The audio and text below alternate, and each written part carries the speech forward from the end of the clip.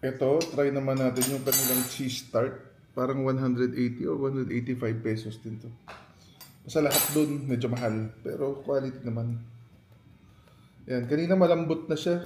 Kinamay ko. Ngayon, in-air fryer ko ng 4 minutes. May crunch na ulit. Yan.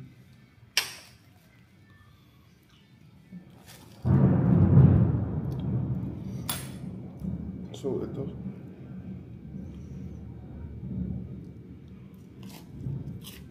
Ang crunchy na siya ulit.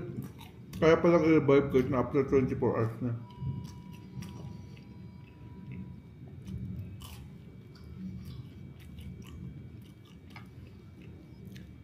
May hint siya ng lemon or baka lemon zest.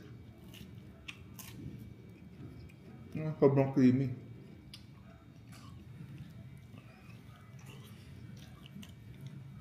Mga tao mahilig sa sobrang creamy o sobrang cheesy.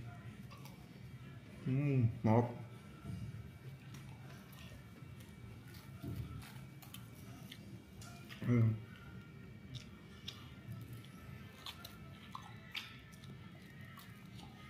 Ito, panalo siya. Parang wala pa ako nakikain na curd tart na ganito kalaki.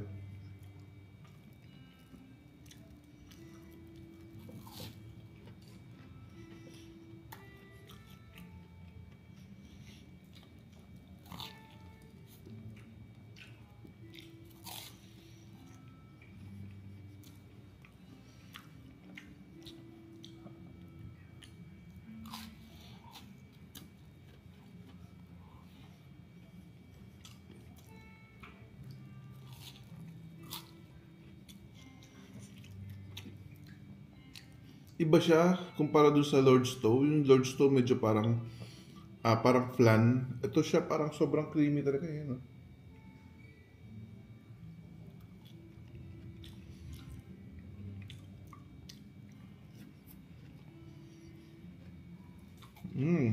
Hop.